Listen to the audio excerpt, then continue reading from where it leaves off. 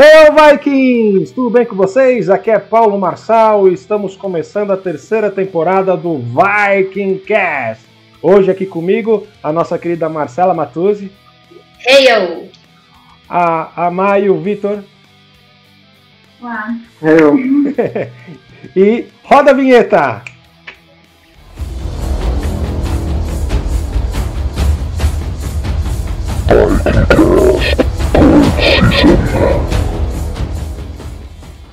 Voltamos! Antes da gente começar, eu quero agradecer a todos que pediram a nova temporada, que deram as sugestões dos temas para nós. Como vocês podem ter visto no teaser, nessa temporada nós temos vídeos. Hoje vocês podem ver o meu rostinho, da Marcela, conhecer quem é a Mai, quem é o Vitor. E a gente tentou atender todas as sugestões que vocês deram de temas. A gente tem um monte de convidado especial nesse programa. E se não fosse por vocês, dificilmente nós faríamos mais uma temporada, tá? A grande novidade dessa vez é que nós temos vídeos. Então, se você quiser acessar e assistir pelo vídeo, você acessa youtube.com/livrosvikings e entra lá na playlist do Vikingcast. Ou provavelmente vai aparecer lá no card principal e você vai poder nos ver, tá? No nosso YouTube nós fizemos algumas mudanças, então vocês vão notar que logo que vocês acessarem, embaixo tem alguns parceiros. Então tem a Vila Viking, tem o Neve, tem outros parceiros que vocês podem conhecer e ouvir o conteúdo deles também, tá? Hoje nós vamos falar sobre Reenactment, no nosso primeiro episódio da terceira temporada. Na verdade, o Viking Reenactment, ou o recreacionismo Viking, ou recriação Viking. Recriação com I, viu? Não é recreação, não é todo mundo no parque lá. É importante ressaltar essa diferença. Da recriação para recreação, a gente já acabou metendo umas enrascadas aí por causa de uma letrinha. Eu acredito nisso. Eu já ouvi, imagino vocês que estão ainda mais imersos do que eu dentro dessa cultura. Então, Mai, Vitor, explica pra gente o que é o Reenactment, ou Viking, ou Viking Reenactment, né, já que é pra falar em inglês. Então, assim, um âmbito mais amplo, né? Primeiro, o que é o Reenactment, né? Aqui, recriação histórica. Ela é uma atividade onde a gente busca reproduzir os aspectos de um período histórico ou de algum acontecimento histórico. Então, quando nós falamos de Viking Reenactment, é a reconstrução de atividades dentro desse contexto da Era Viking, que acontece ali do século 8 ao século 11 na Escandinávia e expande para as Ilhas Britânicas, principalmente, mas tem uma amplitude e uma influência gigantesca em toda a Europa. São um contato com o Oriente Médio, com a parte que a gente chama de Eurásia, né, que é mais Rússia, Ucrânia. Então, o Reenactment é basicamente estudar como eram as coisas nessa época e reproduzir nesse contexto. E aí vai desde as roupas, das armas, da arte, da alimentação, e a gente sempre tenta fazer da forma mais parecida com o que era, mas dentro do que a gente tem de possibilidade. Porque a gente tem várias limitações. Hoje, apesar de ter mais tecnologia para produzir os materiais, a gente acaba tendo algumas limitações que não eram comuns na época.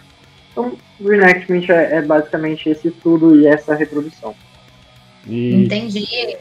Pode falar, Marcelo. E como vocês se tornaram recriadores? Como isso aconteceu? Então, bem, vamos lá.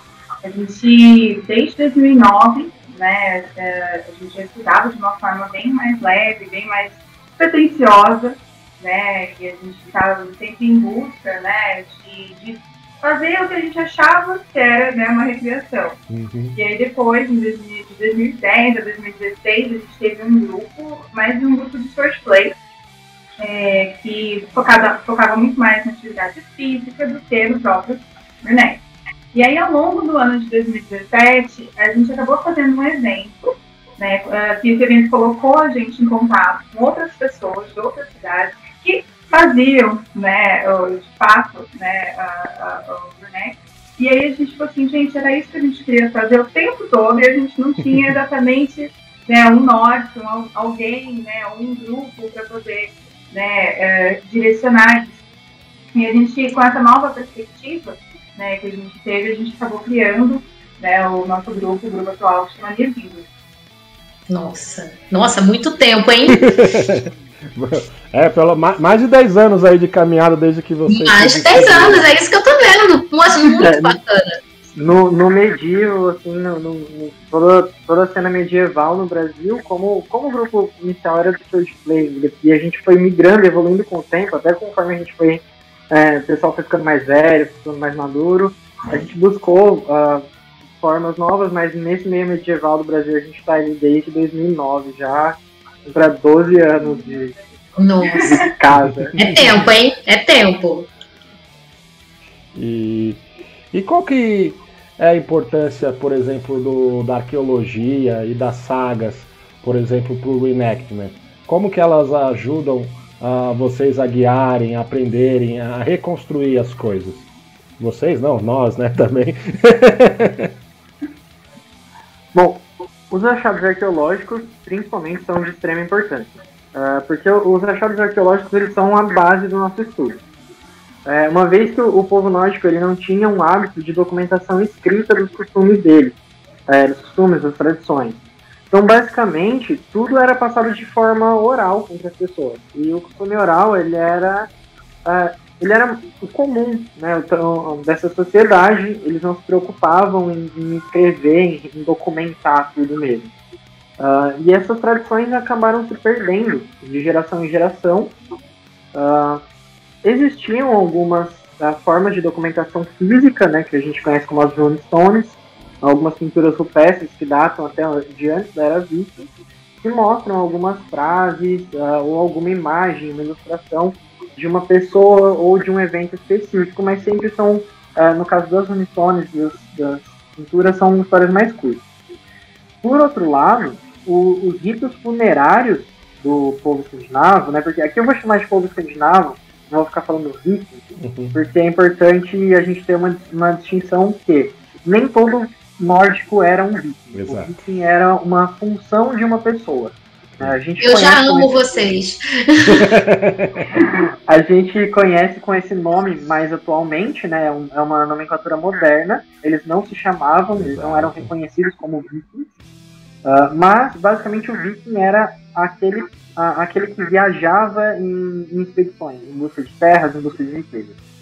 Então eu vou sempre tratar como o povo escandinavo, o povo nórdico. Tá? Quando for falar de viking mesmo, da função, aí eu dou a nomenclatura. Perfeito, sem problema. Os ritos funerários deles eram extremamente complexos e era a parte muito rica da cultura deles. E isso deixou inúmeros itens que posteriormente foram encontrados nessas escavações arqueológicas, e o estudo desses itens e o contexto onde eles encontravam conta a história de como que esse povo vivia, e qual material eles tinham acesso, qual nível de desenvolvimento tecnológico para trabalhar com esses materiais. Então, você mencionou das sagas. As sagas ela ajuda a contextualizar tudo nesses achados, porque as sagas elas têm algumas características que a gente pode desenvolver mais. Mas em questão de achado arqueológico, eles são assim, a base. Sem achado arqueológico, a gente não teria tanta informação ou informações incorretas.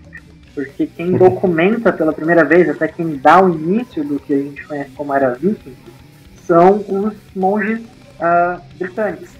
Quando eles têm contato com as ilhas britânicas, onde hoje é a Inglaterra, eles lá têm costumes e tradições de escrita e eles começam a documentar.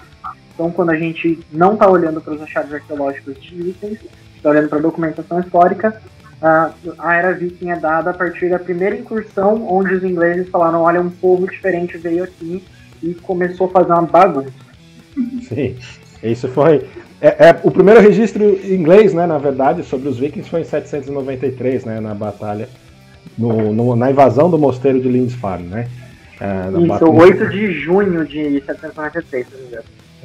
Aí pra você ter ideia, primeiro uma coisa, sempre que a gente fala no começo das temporadas que uma coisa que você pergunta pra nós é se os vikings existiram, se eles são os personagens, né? Na temporada passada o professor Pablo Miranda do Neve, que explicou isso direitinho pra gente. É quase um absurdo, porque as pessoas que se confundem por causa da cultura pop, das séries, etc., muitas vezes acham que é tipo um Game of Thrones, que é ficção, né? Mas não, eles existiram de verdade. Como ele explicou, hoje a gente denomina o pessoal que viveu naquele período entre 793 e 1066 como a Era Viking. Então hoje a gente chama todo mundo daquela era como Viking, mas como o próprio Victor disse, eles não se chamavam de Viking. Então quando você vê na série que eles dizem, nós somos Vikings, vamos lá atacar, é pura bobagem. É pura bobagem. Aí é liberdade poética de interpretação da mídia.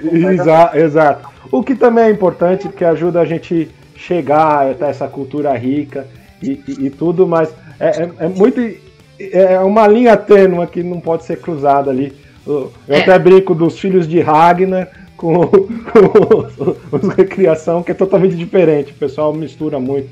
Tem gente que tem certeza que a série contou todas as verdades, mas não é bem assim, né? Tem coisas que foram baseadas em fatos reais, mas outras nem tanto. Outras são uma mescla, que é aquilo que eles chamam de ficcional. Um pouco de verdade, um pouco de ficção.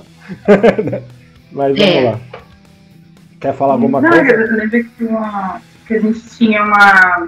Teve um estudo que eu li há muito tempo, depois eu vou até buscar isso, a respeito do porquê que os vikings eles eram retratados com chifres, né? Porque a invasão ela foi tão, né, brutal aos olhos, né, dos ingleses, e você demonizar aquele povo era uma função, basicamente, deles. Então, no começo você conseguia achar umas gravuras, né, dos chifres, né, nos capacetes, de alguns asas de morcego, mas para demonizar aquele povo. Uhum. Então, foi uma das coisas que eu lembrei. Assim. Falhou, né? Porque fica bonitinho, né? Então, eu acho que miseravelmente. Olha, assim, eu discordo, porque eles têm uma qualidade de arte assim, que é uma coisa impressionante. Verdade. Tem coisa, quanto mais a gente vai descobrindo, mais a gente vai conhecendo, a gente vai falando, caramba, como que os caras tinham capacidade da tecnologia que tinha disponível naquela época de fazer coisas tão detalhadas, tão precisas, né? Então, o nível de detalhes é uma coisa absurda, né? Sim. E só puxando o que o Paulo comentou quando as pessoas perguntam, né, se eles existiram, se eles não existiram, eles não só existiram, como a gente tem influência na nossa vida hoje em dia. Da existência deles. Aqui em português não reflete tanto, mas, por exemplo, para as pessoas que falam inglês, né, como língua nativa, ou para quem é bilíngue e fala inglês, quando você está falando os dias da semana, você está falando basicamente o nome dos deuses. Então, tem Thursday, tem Wednesday, que é dia de Thor, dia de Odin, você tem Friday, que é o dia de Freya, você tem... Então, isso foram heranças dessa mescla de cultura dentro do povo nórdico com o povo britânico. Então eles não só existiram, como deixaram marcas que nunca vão sair da nossa história e da forma com que é a nossa sociedade hoje. Como muitas tradições, né, que foram absorvidas pelo tempo e chegam para que a gente, eu digo de maneira geral, pratica sem saber que veio deles, principalmente festas religiosas, tal. Muitas delas têm relações com os rituais pagãos e etc. Inclusive, quem tiver curiosidade, tem no nosso blog, que aí você põe livrosvikings.com.br/blog-viking ou blog viking, tudo junto, tanto faz. Se você escrever lá na busca, se você pode colocar lá dias da semana, vai aparecer a explicação da origem, exatamente disso que o Victor falou. Você também pode colocar tradições, vai aparecer as tradições, por exemplo, do Natal. As festividades, justamente. E outras que podem ter tido origem na cultura escandinava daquela época, né? E veio sendo incorporada dia a dia. Inclusive o tender, né, do Natal é por causa do javali. Né? Então assim, tem muita coisa legal. Pessoal, no YouTube é importante que você clique ali no inscrever, toque no sininho para ativar as notificações, marque todas elas, compartilhe o vídeo e o mais importante, comente. Quanto mais comentários, mais o YouTube mostra a gente pro pessoal. Isso ajuda a Livros Vikings e o trabalho da Mai, da Marcela, do Vitor aparecer e ganhar representatividade dentro das mídias, tá bom? O link dos perfis deles vão estar aqui na descrição do vídeo, tá bom? Então tá bom, valeu! Então, continua, Marcela, mete uma pergunta aí pra gente dar uma sequência. Sim, agora a última pergunta, né? E como é o trabalho de vocês na recreação?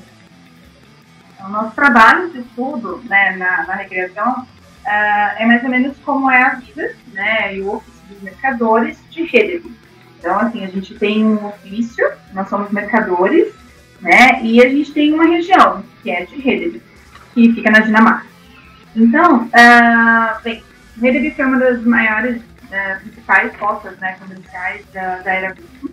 E a gente, como a gente pegou esse recorte, a gente produz algumas coisas, né, como mercadores que somos. Então, o Vitor faz itens de madeira e eu faço alguns centros têxteis, né, o tablet weaving. E a gente acaba comerciando isso. Só que acho que é importante, como nós somos mercadores, né, a gente queria fazer, né, de uma forma mais realística. Então, a gente encontrou uma forma de reproduzir essa atividade, trazendo os produtos de outros colegas, né, de recreadores e artesãos de vários estados, né, e cidades do Brasil, para nossa cabana lá na Vila Viking. Então, a gente tem um baú, que é por isso que eu não consegui ir um pouquinho mais para cá, porque tem um baú exatamente aqui, com vários itens, pessoal do Rio de Janeiro, de Araçatuba, de São Paulo, do Rio, né, Curitiba. Então, assim, a gente acabou pedindo, né, para os nossos colegas que não podem, não têm essa facilidade em estar, né, na Vila sempre, a gente está bem próximo lá, a gente leva um baú cheio de coisinhas de todo mundo e a gente consegue fazer, né, recriar esse ofício lá também. Nossa, que parada linda, gente. Lindo. É exatamente o que sugere, né, a profissão de mercador, né? E é justamente essa troca, essa sinergia com outros mercadores que ajuda a crescer e a melhorar a cena, inclusive, né? É muito gostoso a gente estar num evento e olhar e falar, olha, essa pessoa aqui, parece que o meu colega, né, recreador, foi ali só no banheiro e já volta, sabe? Eu tô cuidando meio da lojinha dele. Olha, é muito gratificante o presente. Em paralelo, né, isso é uma via de mão dupla pra gente, porque ao mesmo tempo que ajuda a enriquecer o nosso recorte e falar, olha, eles não produziam tudo que eles comercializavam, eles compravam e revendiam coisas de outras pessoas. Perfeito. Então, além de enriquecer a nossa parte, ajuda a viabilizar para esses outros artesãos quando eles não estão presentes ou em eventos que a gente pode ir, a gente faz meio que essa representação, né, e a gente consegue tanto divulgar o trabalho deles, levar o produto deles, quanto eles estão ganhando com isso também. Ótimo. Né, e isso consegue ter gerar recursos para eles poderem estar cada vez mais presentes e produzindo mais coisas. E a gente acaba, foi uma coisa bem legal que aconteceu, porque com isso a gente fortalece muito a cena em vários aspectos. E que tipos de itens vocês têm no baú, vocês levam para a barraca de vocês na vila? Porque o próprio baú é um item. Já é um dos itens mais cobiçados, que é um baú feito pelo Shoichi, do Velho Musgo, que é um marceneiro excelente. Ele é um cara, acho que o maior faz-tudo do reenactment brasileiro. Ele não é só marceneiro. Ele forja, ele costura, ele faz tudo. Então a gente tem o baú, feito por ele, que é um baú histórico, com a chave exatamente igual ao achado, todo o mecanismo de trava, é um baú super seguro. Inclusive, se você perder a chave dele, só arrombando. Tem duas cópias, né? Uma fica com ele e outro fica com o adulto responsável, entendeu? No caso, meu filho.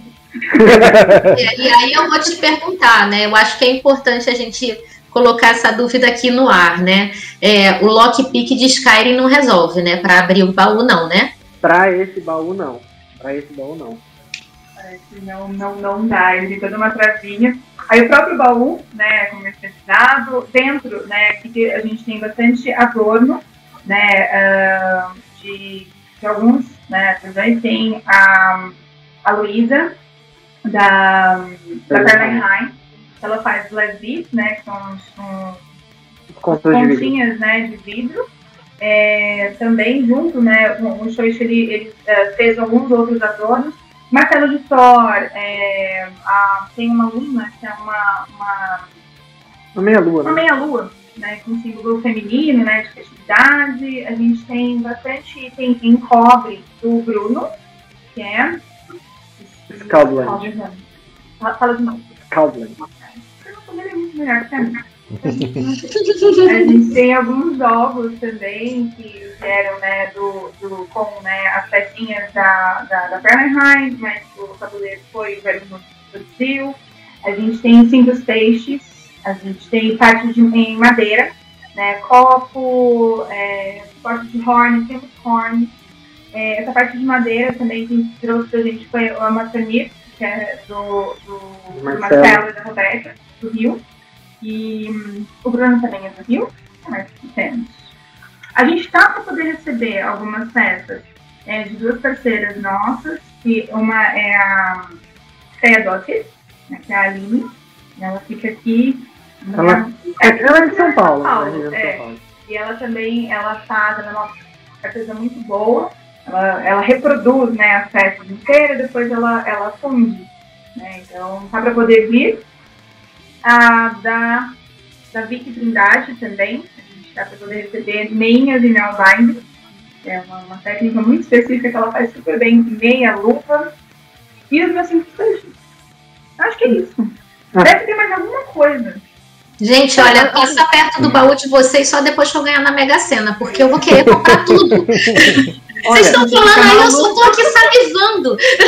Assim, a gente pode depois mandar umas fotos do nosso expositor montado com o baú, com tudo exposto, que aí você vai ficar com vontade de verdade. Quando chegou, exatamente. Uma blogueira famosa, Quando chegou esse baú pra gente, a gente começou a receber do pessoal todos os materiais. Nossa primeira atitude foi um olhar pra cara do outro e falar assim: a gente não vai comprar nada, porque senão a gente não ia ter o que vender. A gente ia comprar tudo pra gente também. Então, aproveitando que a Mai falou que ela trabalha com essa questão têxtil, né?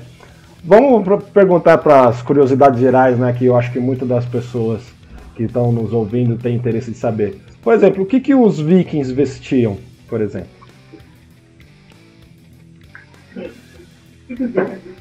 Diferente do que a gente vê no cinema, as roupas dos vikings eram bastante simples e sempre produzidas de forma muito prática. Não tinha aquele monte de pelo, de couro. Já existia todo um conceito de moda, né, de indumentária, mas o objetivo sempre é a funcionalidade da roupa. Então, sempre que você vê alguma coisa na mídia, principalmente nos jogos, nos filmes, você olha e fala: isso aqui não tem uma função prática, ou é um adorno que não faz muito sentido, provavelmente não era real. Porque eles tinham adornos muito bonitos e as roupas sempre muito práticas. No reenactment, a gente chama esses conjuntos de roupa, né, desse indumentário dos kits. Então eu vou falar um pouquinho dos kits masculinos e aí deixar mais falar dos kits femininos, que daí cada um no que estuda um pouco mais. Mas basicamente, o que um homem usava? A calça, podia ser uma calça de costura reta ou uma calça bufante, que tem vários nomes. Tem gente que chama de calça russo, apesar dela ser encontrada também em Hedeby, que é essa cidade que a gente recria. A túnica também tinha desde cortes mais retos, com algumas um pouco mais trabalhadas. Alguns achados arqueológicos que a gente vê não dá para saber se foi feito de retalho ou se foi muito remendado durante a vida útil daquela peça. Um sapato, uma parte de sapatos. Eu nunca encontrei nenhuma referência de roupa de baixo masculina, por exemplo, uma cueca, nunca vi nada do tipo. Então, basicamente, as roupas eram essas. Eles usavam meia, com essa técnica é uma técnica de trama, tipo um crochê viking, vão me bater de falar isso. Eu vou ser agredido se alguém que faz nail-binding ouviu falando isso. Mas era basicamente isso, é uma forma de você tramar a lã, e você criava luvas e meias que eles usavam. Os homens também costumavam usar as faixas, né, que são conhecidas como winigas. Você enrola desde o pé até a altura ali logo abaixo do joelho, que elas tinham 2 propósitos principais. É proteger a sua perna para não entrar bicho, nem nada de mato que possa te machucar pela abertura da calça. E também, no inverno, quando você faz uma compressão, você diminui a circulação do sangue naquela região, você tem, com essa menor vascularização, você resiste mais ao frio. Então, você tendo essa faixa de lã grossa enrolada na sua perna, você consegue caminhar, mesmo com o seu pé afundando na neve, que você vai sentir menos frio do que você sentiria andando com uma calça que ia subir e você ia estar com a pele direto em contato com o gelo. Existiam também algumas roupas mais pesadas para o inverno, né, como essas luvas que eu já comentei, alguns modelos de gorro, capuz, que geralmente cobriam até a parte do peito e eram mais fechados, assim, por cima da cabeça toda, não só o capuzinho no topo da cabeça. Sim. Um tipo de um blusão, assim, um sobretudo, que o modelo e o nome varia de acordo com a região. A gente, por exemplo, nos Rus Vikings, que eram ali da região da Suécia, a gente vê mais como capa. Em Rede ele tem o Klappenrock. Então, esses são os nomes mais em inglês, porque os nomes mais tradicionais eu não sei a pronúncia mesmo. E eles são geralmente uma blusa mais pesada, mais comprida. Como eram itens já mais trabalhados, geralmente eles carregavam muito mais adorno, porque aí a gente começa a entrar naquela questão de moda que você, quanto mais complexo for a peça que você está vestindo, significa que você teve ou tempo e técnica para fazer aquilo, para você mostrar que você é bom naquilo, ou muito dinheiro para pagar alguém bom o suficiente para fazer por você. Basicamente, assim, tudo que existe. Não, é que eu ia só complementar, né? Que assim, na mídia é difícil de você ver filme, série, com eles usando esse tipo de representação, que é baseado em achado histórico e tudo. E talvez não seja tão bonito aos olhos quanto aquelas roupas que você vê na série Vikings, lá que os caras ficam parecendo mais um motoqueiro do que um próprio Viking. Mas acaba trazendo um visual mais simplório e isso não vende, né? Então a mídia acaba colocando uma coisa mais pomposa, né? Isso. Justamente, parece mais um motoqueiro. Mas existe um documentário no Discovery Channel que, se eu não me engano, chama Em Busca do Último Viking, né? E lá tem uma hora que eles querem testar se um viking sobreviveria ao frio extremo do inverno com as roupas vikings. O frio extremo do inverno do Canadá. Visto da onde eles moravam, não devia ser muito melhor. Então assim, eles pegaram baseado em achados históricos e montaram uma roupa, um kit bem fiel, assim, visto do que você normalmente vê na televisão. Então assim, ele conseguiu resistir lá horas, eu acho que ele ficou 3 horas a menos não sei quantos graus lá, acho que menos 20, menos 40 ele chegou a ficar, e super quentinho, segundo ele só as pontas dos dedos mais gelados, né, mesmo usando a proteção ali, quando debaixo do braço, assim, que quem tá me vendo, assim, como se tivesse cruzado os braços, assim, que nem mano, assim, ele conseguiu ficar um pouquinho, ele conseguiu ficar essas horas todas bem protegido. Levando isso em consideração que ele não ia ficar o tempo todo lá de fora no inverno, então você vê que realmente essas roupas eram eficazes. Outra coisa interessante dessa série é que tem uma reconstrução de uma cabana viking da mesma forma que era feita antes, né? Então você vê lá as paredes grossas de terra, de feno, assim. Era bem interessante de se assistir. Depois eu coloco no descritivo do vídeo também, tanto no podcast quanto no YouTube, direitinho o nome do programa. Quem quiser assistir, assista, procura, que tem até no YouTube. Tá bom? Bom, Mar, desculpa, eu te cortei. Imagina! Eu preciso fazer uma ressalva, porque um kit muito bem montado, ele é tão mais pomposo, que é mais bonito para televisão. Eu sendo bem sincera, tem cada kit que a gente vê a gente olha, a gente fala assim, nossa, tão mais lindo isso do que aquele colete de coqueiro, de napa. É diferente, não né? é lagueta, sabe? Aquela coisa assim. Então, a gente vê algumas coisas na reprodução da mídia que acaba tá no imaginário coletivo. Isso. Né? Não é tão... Não é que vende mais, mas como tá no imaginário coletivo, então...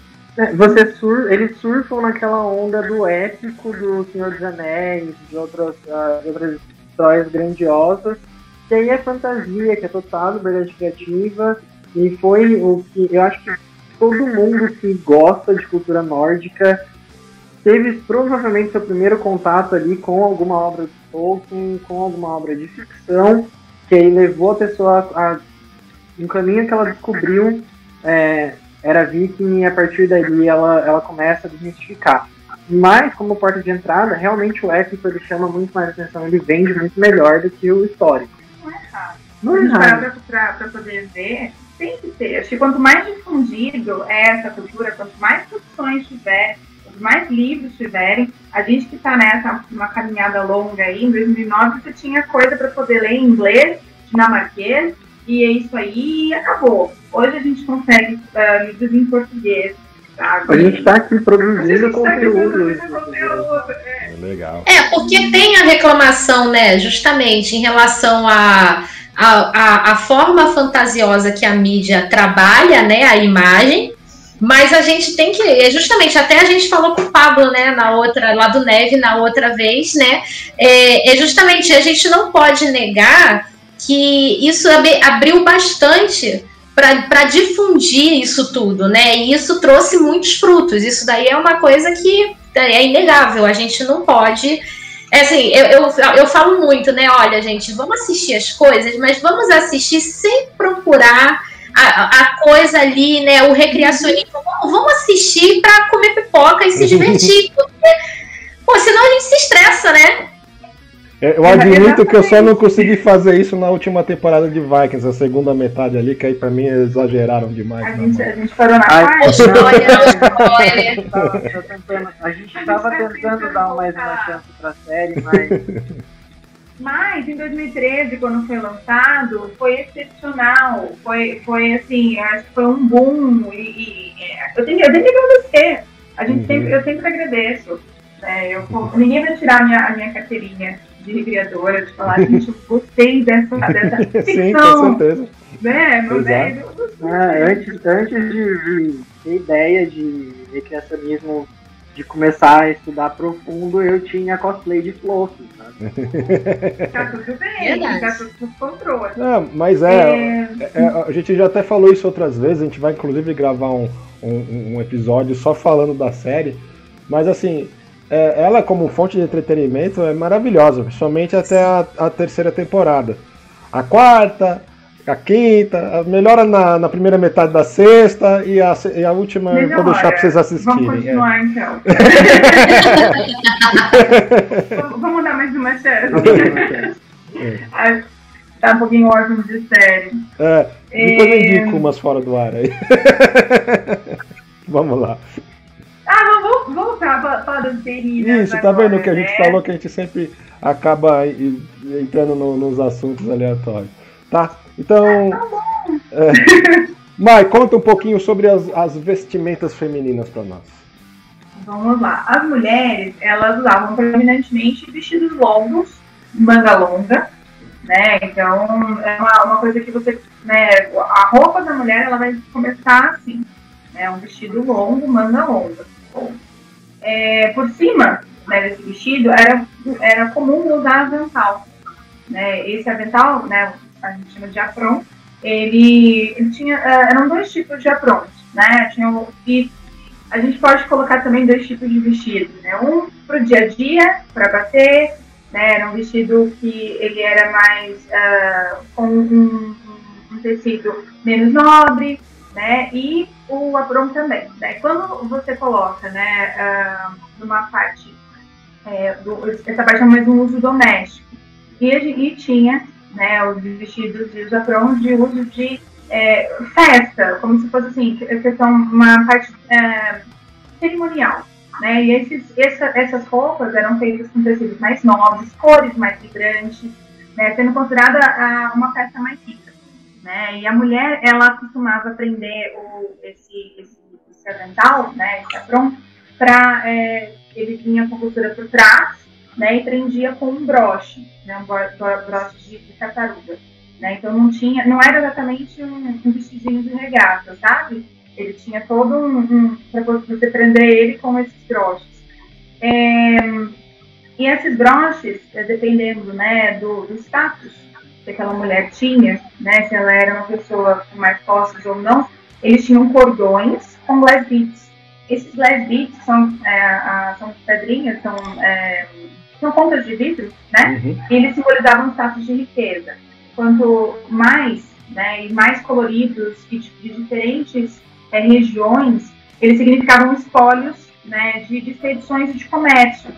Então, por exemplo, no meu recorte, né, como a gente tem esse recorte de mercador, então eu vou ter no meu cordão, né, unindo, né, os meus broches, de várias regiões, diversas cores, né, e tem um estudo imenso sobre isso, sobre as cores, sobre as tonalidades, sobre os padrões, né, de cada coisa. E eu falo que esse momento que é muito grande o adorno, né, tanto do feminino quanto do masculino, dos broches, né, e essas coisas. Mas, contrapondo o que o Vitor tinha falado a respeito, né, de não ter uma roupa de baixo, né, do masculina, a mulher ela tinha um vestido de baixo, ele tinha uma dupla função, né, tanto era uma roupa como se fosse um pijama para ela dormir, né, quanto uma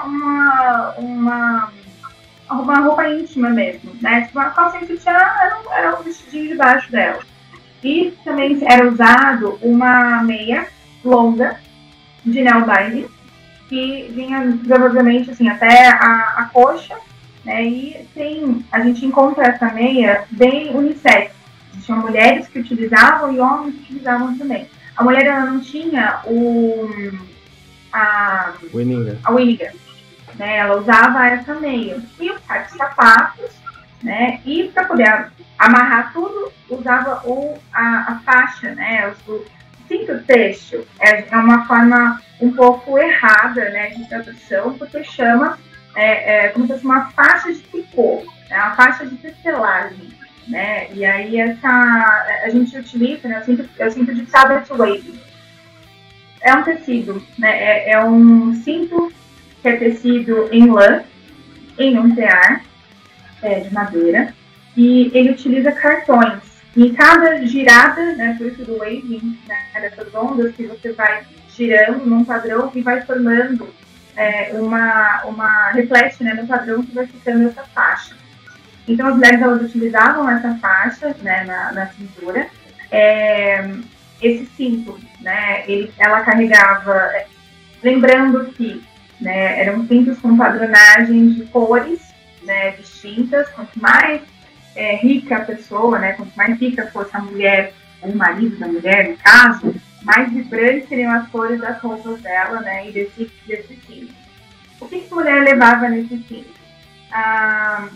Tesoura, faca, tem um machado que é um tubinho com agulha que ficava pendurado no broche.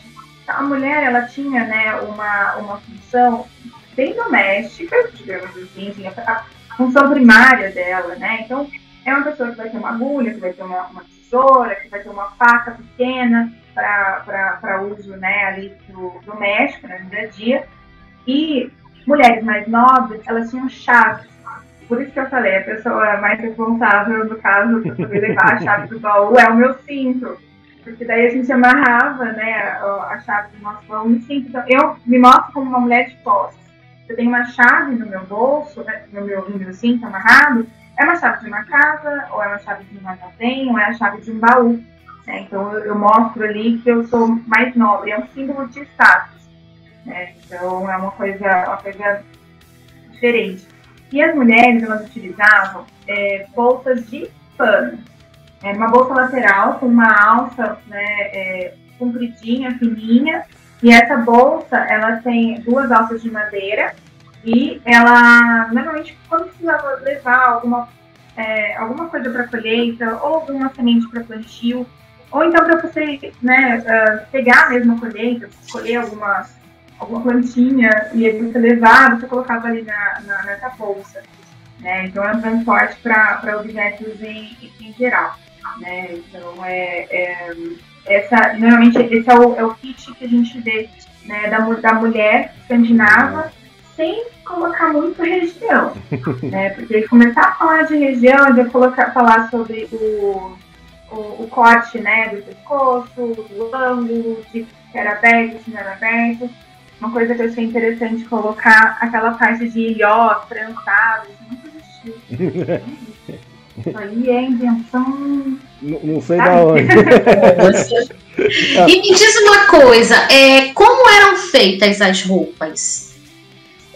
Vamos lá. A gente tinha basicamente 2 tipos de tecido. Né? O tecido de lã, que temos ovelhas. Né? Os escandinavos, eles tinham, né, essa parte, essa técnica de associar a ovelha, de fazer a lã, de fazer o fio, né, de tingir o fio, e de linho. Né, linho, a planta, né, é do linho que vem, do pé da linhaça. Sabe também de linhaça? Tem o linho. E aí, a respeito dessa planta, eles também tinham esse cultivo. Hoje em dia, uma curiosidade, o país que mais exporta linho é a Bélgica. De melhor qualidade do mundo, melhor linha do mundo. Olha, hoje é o linho belga. Não é só cerveja e chocolate, também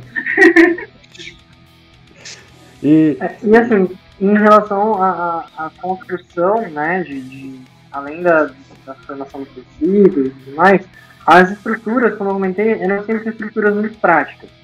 Então, as roupas, se você pegar um molde de uma roupa viking, tem ali as suas particularidades, mas elas geralmente têm uma estrutura muito simples, geralmente formas geométricas retas, não tinha muito corte curvo, como a gente vê gola. Acho que gola era a exceção, mas cava, né, algumas coisas assim não eram comuns, porque você, quando você faz um corte circular ou arredondado no tecido, você tem uma perda de tecido muito grande.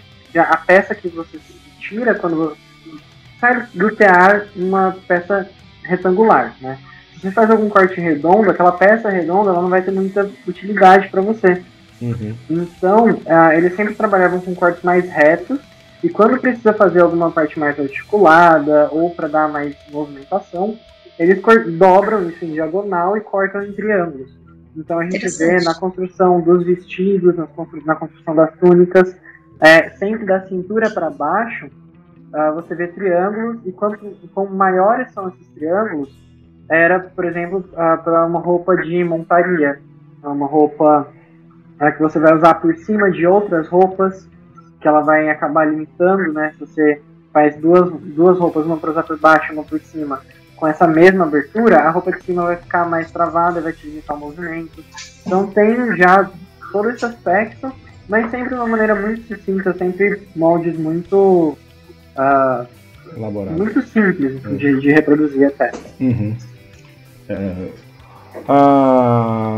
Isso aí... A gente podia perguntar das cores também, né? Sim, e aí, só uma dica, pessoal, para quem estiver nos ouvindo no YouTube, a gente vai mostrar o tear, algumas coisas que a Mai faz, algumas peças. Então depois vocês corram para lá e assistam nos cortes do VikingCast.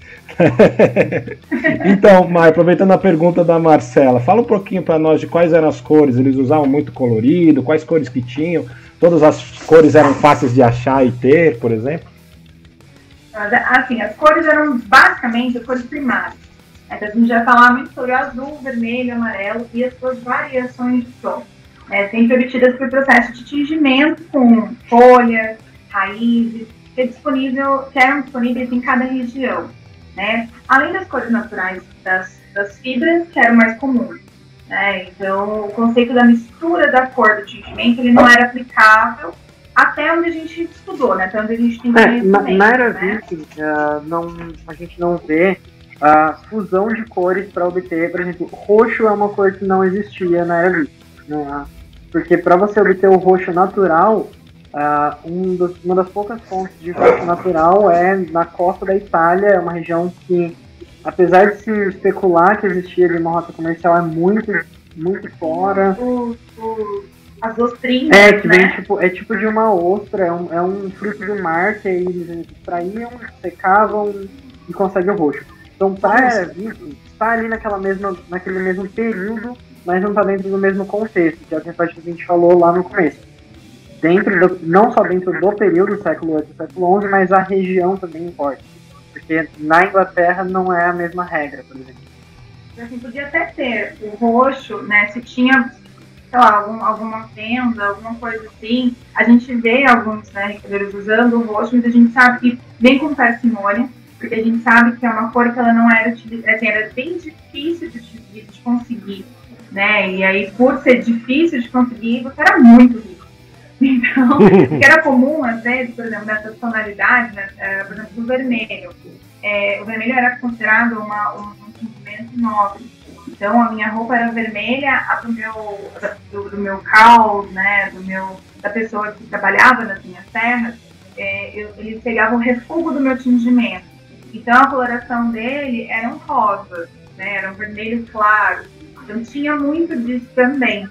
E coisas que não existiam de jeito nenhum. A roupa preta, praticamente impossível, nem totalmente branca, porque o mais próximo, né, do branco que você podia utilizar era a lã da coloração normal, né? Então, da fiação da ovelha. Da ovelha.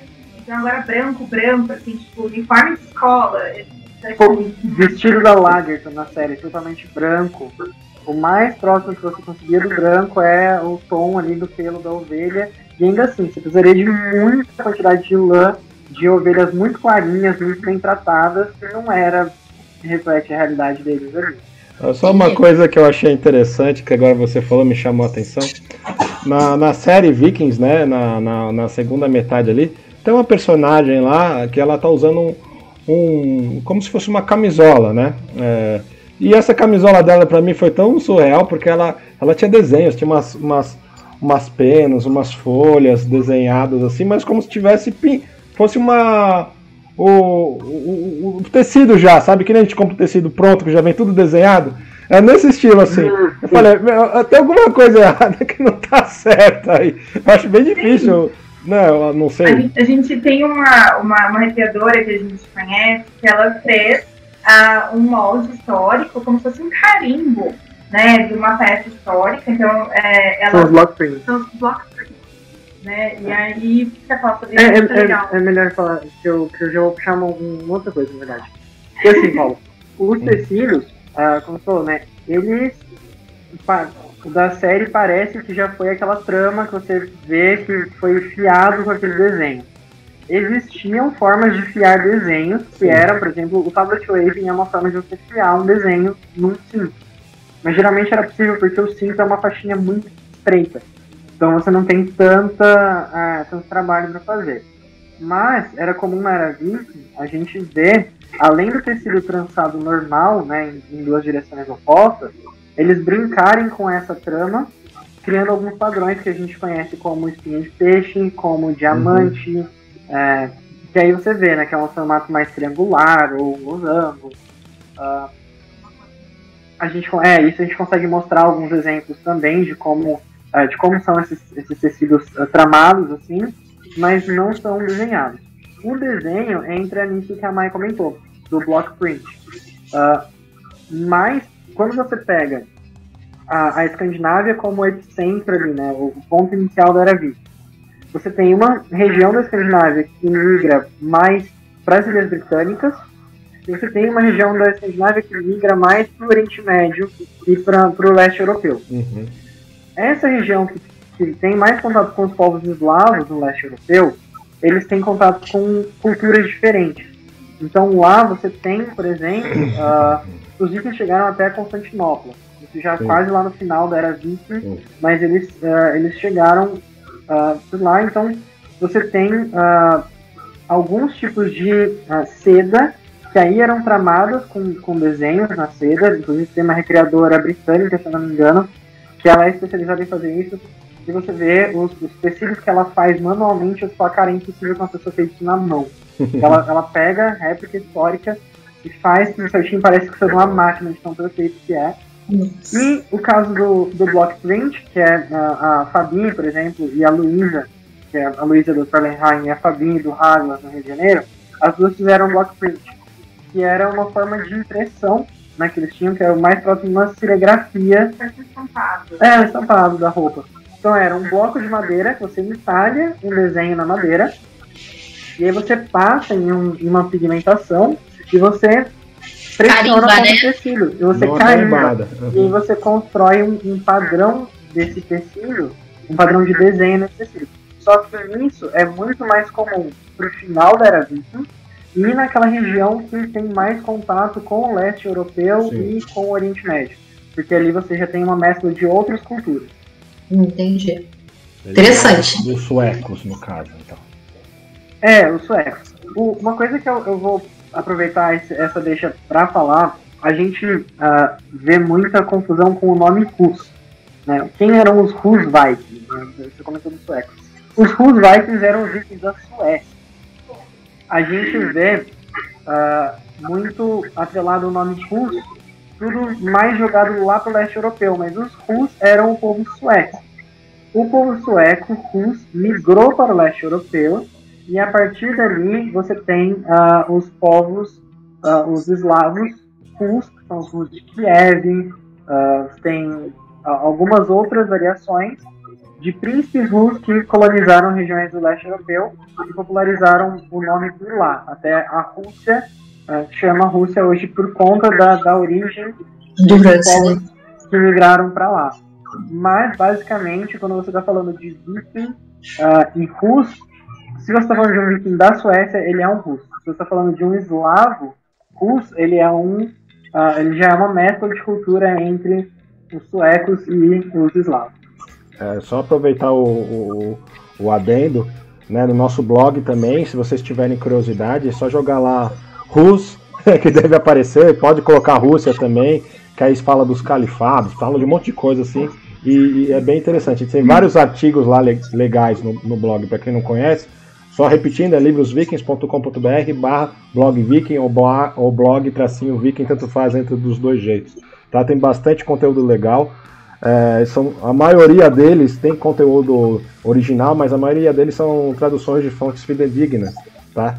Então, assim, na Livros Vikings a gente faz as traduções. Então tem tradução do francês, do italiano, de diversas línguas, né? E inclusive russo, né? Que isso aí deu trabalho de achar quem traduz isso para nós.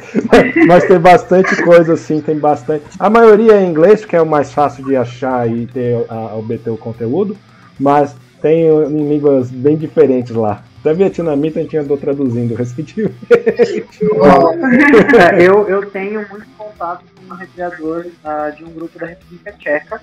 Uhum. E ele posta, assim, hoje ele trabalha 100% focado em estudar e publicar sobre a Era Viking, só com o apoio dos patrocinadores do Patreon dele. Eu sou um apoiador do Patreon dele. Porque, cara, vale muito a pena esse tipo de conteúdo. É um cara que tá ali focado no estudo e ele sempre publica, sempre primeiro em tcheco, aí depois ele mesmo traduz para o inglês e geralmente eu tô pegando os textos e traduzindo do inglês para o português. Ainda não comecei a divulgar porque eu não tô com uma agenda dessas traduções, mas realmente essas traduções são muito importantes. Esse é um trabalho que você tem feito que ajuda muito para o nosso trabalho. Ajuda isso tanto para o nosso trabalho de pesquisa quanto para difundir o nosso trabalho, que é o que a gente falou mais cedo. Você ter conteúdo acessível, você ter conteúdo em português, a gente atinge um público muito maior, que a gente vai conseguir atrair uma atenção muito mais bacana para toda a cena e todo mundo ganha com isso. E se a gente puder ajudar de alguma forma com a sua divulgação, ou até se você quiser usar a nossa plataforma, fica à vontade. Tá? Com certeza. Agradeço o convite. Deixa eu fazer aquele ponto mais do... Verdade, só pra gente concluir sobre as roupas. Meio que a gente já flertou com esse assunto ali antes, mas um ponto muito importante da gente ressaltar sobre as roupas é que couro não era utilizado como produção de peça de roupa de vestimento. As únicas peças que eram feitas em couro eram os sapatos, os cintos, as bolsas e alguns acessórios funcionais, como bainha de faca, de espada, algumas coisas do tipo, né? Uma diferença muito importante da bolsa feminina para pouch, para bolsa masculina, né? Que a Mai comentou que as mulheres usam bolsas de tecido. Os homens usam um modelo de pouch, né? A gente chama de pouch, que é uma bolsa de couro. A gente vê em evento muita gente usando, seja homem, mulher, de tamanhos variados, mas geralmente eram bolsas pequenas e elas eram feitas de couro com um propósito, de novo, um propósito funcional. Que era quando você vai sair em caça, você não leva muito material, você não carrega muito material com você. Então você leva, por exemplo, as pontas das flechas forjadas e já afiadas, mas você não leva a flecha montada. Você colhe gravetos e trabalha a madeira para fazer a flecha já quando você está caçando, né? Não sei que você vai caçar muito perto da sua residência, mas geralmente em expedições mais longas era assim que era feito. Além disso, você precisava levar uma pedra afiada e um striker para fazer fogo. Uhum. Então, quando você está trabalhando com materiais mais afiados, você trabalhar naquela bolsa de tecido, era mais barato, aí sim era mais barato você fazer em couro e ter um material resistente do que levar em tecido e aí com você andando aquilo cortar por alto se você perder as suas ferramentas e morrer literalmente na floresta, se você não tem como se defender ou não tem como se alimentar. Então, a gente não consegue, a gente não vê a mulher usando o cinto de couro, nem a pouch de couro, né? Eu já tive, né, inclusive uma pouch de couro, né, que a gente no começo, né, que a gente começa a adquirir as coisas, a gente começa, nossa, que legal, vou levar meu celular aqui dentro, então a gente já tive cinto em couro, e aí a gente conversando, né, estudando e sempre, né, tendo um suporte, né, de colegas que são recreadores, aí, olha, tem esse estudo aqui que servia para isso. Aí você fica, putz, tem uma bolsa, tem uma pouch em couro aqui, que normalmente ele que usa, eu não consigo colocar mais, eu não consigo usar mais, exatamente por a gente já ter, né, um pouco de conhecimento, a gente acaba não fazendo. Né? Você acaba deixando, né? Pra quem pode usar, no caso você. Eu vou roubar uma frase que a Mai sempre fala, mas essa ela não tá lembrando hoje, que é a gente veste o que a gente estuda. Nós somos a vitrine do nosso estudo no Renex. Então, tudo que eu estou vestindo é legal essa frase, porque quando alguém para e me pergunta o que você está fazendo, isso é teatro, isso é uma peça que você está fazendo, é uma série que você está gravando, e a gente começa a explicar, você é a sua própria vitrine de falar, não, isso aqui é dessa forma, por tal motivo, eu fiz essa peça, eu comprei essa peça de alguém que faz dessa forma. Então ela sempre usa essa frase, que eu acho uma frase maravilhosa. Que é... A gente faz nossas roupas, né? Então a gente fica torto, fica meio mal acabado, mas a gente foi lá, a gente se esforçou, a gente fez, a gente se especializou numa coisa. Então, eu lembro que quando a gente foi no último evento que eu fiz o meu micro recorte, eu tinha uma funga pra chamar de minha, peguei lá da região e falei, olha, eu sou daqui. Aí, menina, a coisa mais legal do evento é você conversar com a pessoa e falar, oi, tudo bom? Me fala da sua roupa. E é muito legal essa troca. A gente cresce muito. Não é porque a gente faz isso há um tempo, né, razoável que a gente... Não, eu gosto muito dessa troca, né? De a gente ficar com essa... Né, de colar e falar, oi, tudo bom? Como é que você fez isso? Como é que você faz isso? Como é que faz aquilo? E toda roupa que a gente está vestindo tem ali, né, um estudo e tudo mais, que a gente... Não por isso que eu não uso cinto de couro, por isso que eu não uso tal. E para quem está ouvindo, não conhece, isso não é um fator limitante de forma alguma, tá? A gente, por buscar, estudar e tentar reproduzir da forma, de novo que eu falei lá no começo, da forma mais fiel possível. Se você quiser ir em um evento, você viu como que é um molde de uma roupa, mas você não tem acesso ou não tem orçamento para gastar com vinho puro, com lã pura, que são tecidos extremamente caros quando são de qualidade, com tingimento natural, cara, nada impede você de começar com um tecido em algodão, começar indo sem nada, com uma roupa moderna, E com o tempo você vai tendo essa troca, essa experiência, você vai evoluindo, porque esse é o nosso caminho, né? A gente chegou com um conhecimento muito básico, a gente foi acolhido por pessoas que tinham conhecimento maior do que o nosso, e a gente vai se desenvolvendo num ponto em que a evolução do nosso estudo reflete na evolução dessas pessoas, e a gente consegue acolher pessoas novas, né? Que eu já conversei com pessoas que falam, putz, eu acho isso muito legal, mas eu não tenho dinheiro, eu não tenho tempo. Não vejam isso como um fator limitante. Sempre que você tiver uma oportunidade, você tiver vontade, sempre vai ser bem recebido, não vai ser isso que vai limitar você de poder participar e ter um bom momento dentro de algum evento de reenactment, ou de conhecer mais sobre e ter abertura para ter mais experiência sobre isso. Eu vou aproveitar a fala... Você só comprou o sapato agora, que 2018, que a gente juntou dinheiro, ele era o burguês safado do nosso grupo, era o único que tinha. Cara, fazer sapato assim, eu ando descalço, mas eu não faço no sapato. Nunca mais. Mas aí a gente comprou do Bruno, né, da Tef, que são os dois amores, que não fala da Rápida, que eu fiquei juntando minhas moedinhas pra poder comprar meu sapato, adquirir meu sapato, né, a pandemia. Deixa eu até falar, assim, vou aproveitar a fala do Vitor, né, da Mai, assim, como vocês, acho a maioria das pessoas que ouvem o VikingCast, a gente lê bastante, pesquisa, tudo. Só que aí quando você vai começar, exatamente isso, é complicado. A primeira vez, por exemplo, que eu fui na vila, eu fui com o meu uniforme da Livros Vikings. Eu fui com a camiseta da Livros Vikings, a calça que eu uso nas coisas do Livros Vikings, só mudei o sapato porque eu sabia que era de terra, que eu uso um tênis X lá e eu pus uma bota lá. A diferença foi essa.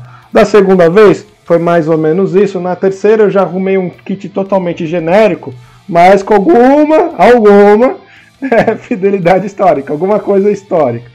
E pouquinho em pouquinho eu vou ajustando. Então eu já troquei a calça, já troquei o cinto, já troquei o ininga, já troquei o sapato. Eu tô namorando, tô com o mesmo problema de vocês.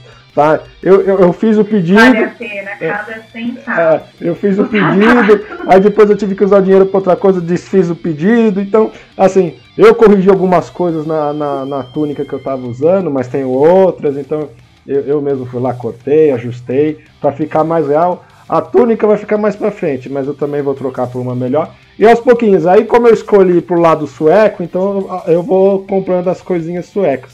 Com exceção da minha xícara, né, que vocês já viram ali, minha xícara em madeira para tomar café, que eu tenho um problema com café. Então, e é interessante. Esse é o meu micro recorte. Não, e é interessante isso que você está falando, porque eu vejo essa similaridade em várias atividades, né? Dessa situação de você ter essa necessidade de ir separando e comprando. É a mesma coisa, o pessoal que se dedica, né, a fazer o cosplay, se dedica a fazer esse tipo de evento, ter aquela vestimenta de fidedigna para participar de evento e tudo. Gente, vai juntando, vai fazendo peça por peça, às vezes é o ano inteiro para fazer um negócio para o final do ano, para ir para uma BGS da vida, alguma coisa. É o mesmo trabalho, né? É a mesma coisa lá no Encontro Folk, né? O pessoal gosta de colocar tanto roupa já no método recreacionista. Tem gente que vai com roupas mais recreacionistas e tem o pessoal que compra as roupas genéricas mais fictícias, né? Vai com as cotas de malha, de qualquer tipo, com qualquer coisa misturada. E tem eu e outras pessoas que vai com roupa de fantasia, e ainda assim eu vou falar, gente, demora até você conseguir comprar. Normalmente é caro, porque é uma coisa muito específica, né?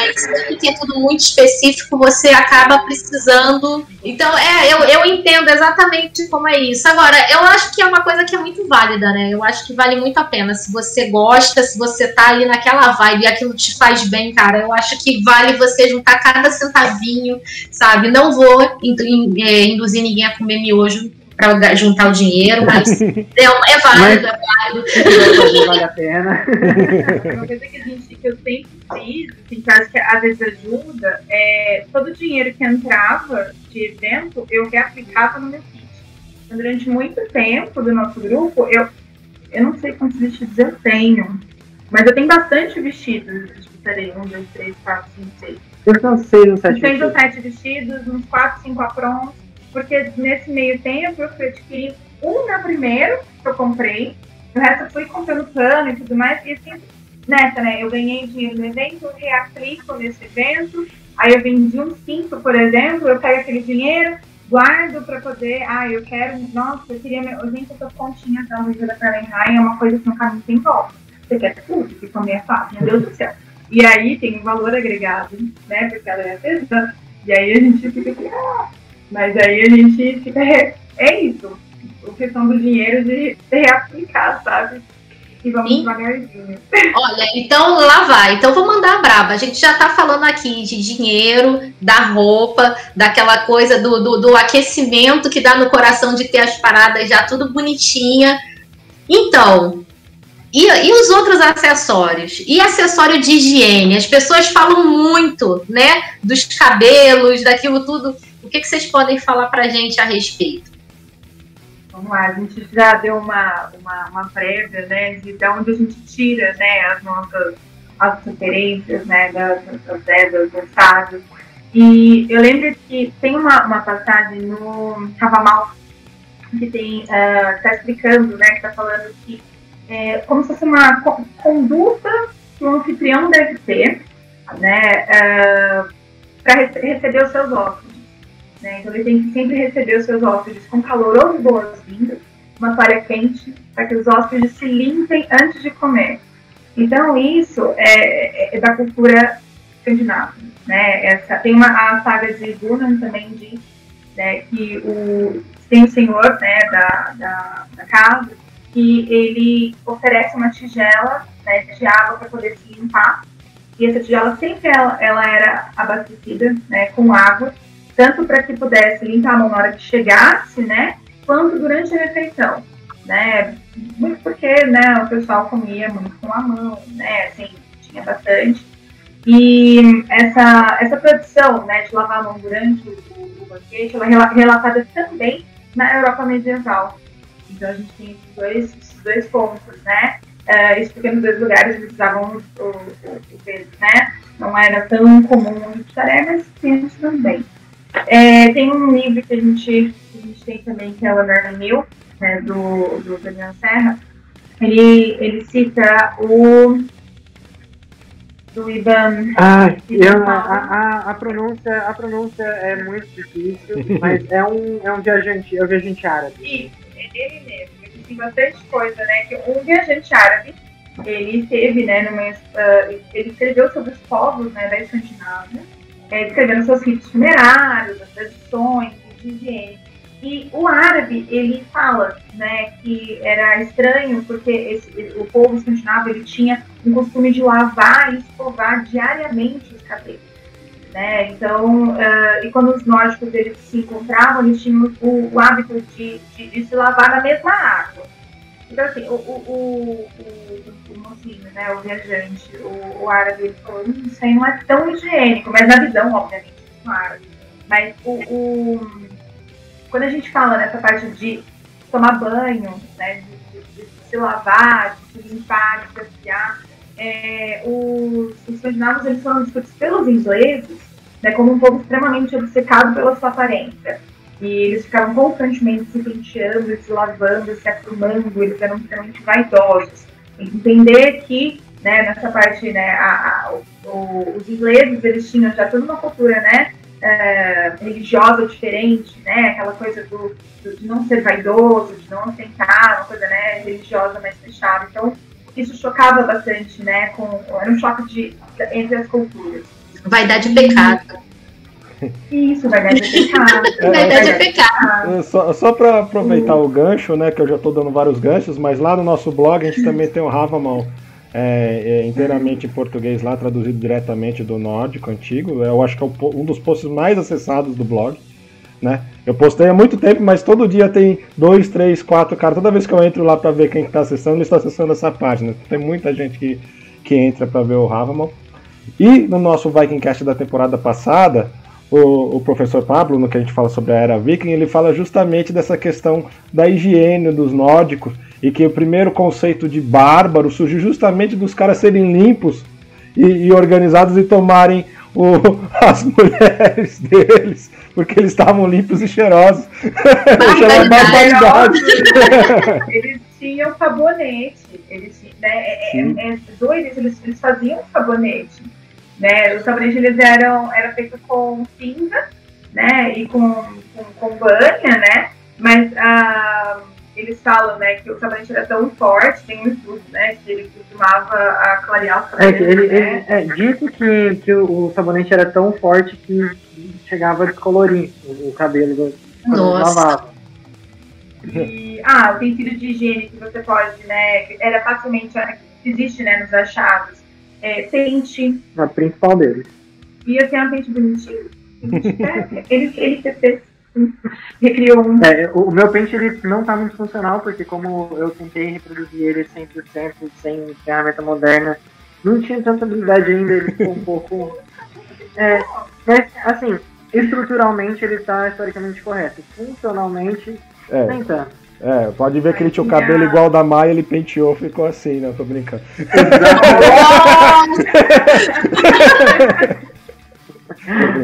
E o que mais?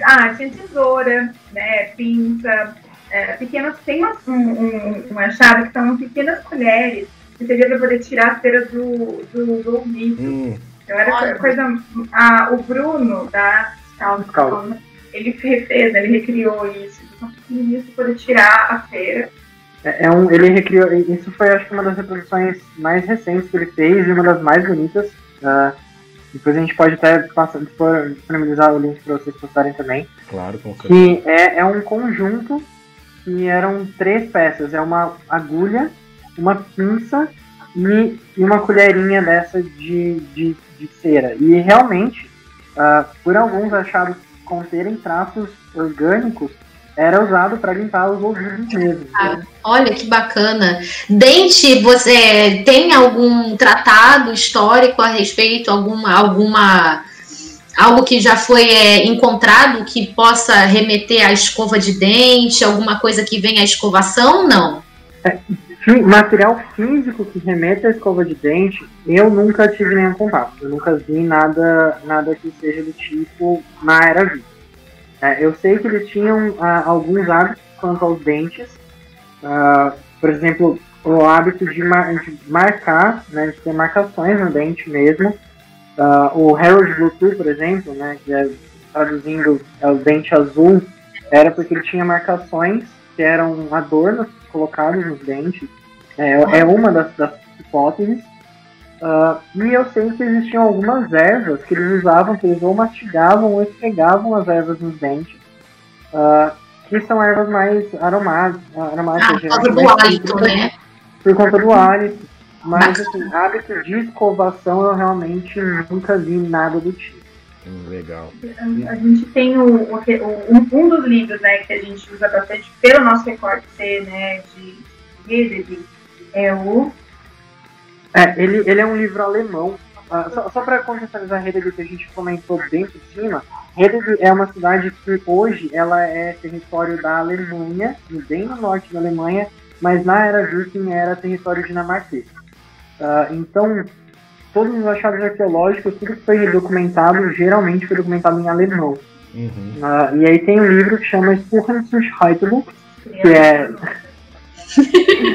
que traduzindo de forma bem literal, desvendando os traços de Heidegger. Heidegger já é um nome em inglês da cidade. Na cidade, o nome original, o nome em alemão é Heidelberg. E esse livro é um livro gigantesco e ele elenca, assim, tudo que foi encontrado em Heidegger e nas pequenas vilas ao redor, né? Porque Heidegger era uma cidade forte, né, uma fortaleza, e também zona portuária. Então, e assim, no livro a gente vê fotos em preto e branco do pessoal fazendo extração de achados arqueológicos com mergulhador com escafandro. Foi nos anos 40 que eles encontraram a cidade e fizeram... E eu sempre penso quanto foi perdido no decorrer do tempo e quanto a tecnologia de hoje não permitiria a gente explorar muito mais, né? E esse livro que a Mel comentou, ele elenca, assim, detalhes absurdos desde de plantas até tudo que você imaginar. E nessa parte de higiene, eles falam que foram encontrados como se fosse uma fossa, né? Que eram tonéis enterrados no chão para utilizar como se para descarte de dejetos humanos, como se fosse uma fossa mesmo. Ele até explicava como que era a estrutura e tudo mais. Então era toda essa ideia, né, de que o viking é sujo, de que o viking é bárbaro, não toma banho, não sei o quê, não faz sentido. Porque eles eram extremamente vaidosos e limpos e se importavam muito com a aparência, extremamente higiênicos. Eu entendo realmente o desespero dos homens europeus quando eles chegavam, né? Porque já chegavam chegando, né? Gente, o menino cheirou bonito. Só para fazer um recorte aqui no que o Vitor falou, né? Só para explicar, né? O escafandro é uma roupa de mergulho antiga, né? Se você lembra, assistiu o desenho do Pica-Pau, era aquele capacete redondo com aquela gradezinha lá, é aquela roupa pesada que eles usavam para mergulhar, tá? E se eu falar alguma bobagem, vocês me corrijam. Pro sueco seria a birka, né? Que todo mundo que pega ali fala de... É outro lugar, tá? Mas eu acho que proporcionalmente seria a mesma coisa, né? Que tem centro comercial, é o centro de poder durante um tempo, que fazia parte da rota marítima dele. Inclusive Estocolmo fica nessa região, até que era tão importante que até hoje a capital da Suécia fica na região, né? Só para fazer um recorte, tá? Não era o mesmo lugar, era só a importância talvez para os países de mesma relevância das duas regiões. E é justamente nessas duas cidades que a gente vê aquela diferença principal. O povo de Birka eles navegavam mais por regiões fluviais, por rios, para dentro do leste europeu. Sim. Hedeby já era mais rota marítima para as Ilhas Britânicas e para outras regiões da Europa. Então ali você tem, as duas cidades tinham rota comercial entre elas, mas você tem uma diferença de cultura muito grande ali. Eles exploraram lugares diferentes da Europa, né? Eu já falei isso diversas vezes, né? Então, como os suecos iam mais para a região lá, eles iam na direção da Rússia. Então, tudo que tinha no caminho da Rússia por rio, eles iam, nem só para lá, mas eles acabaram chegando até no Império Bizantino, lá, Constantinopla, tudo, que é um pouco mais para baixo. E o caso dos dinamarqueses, né?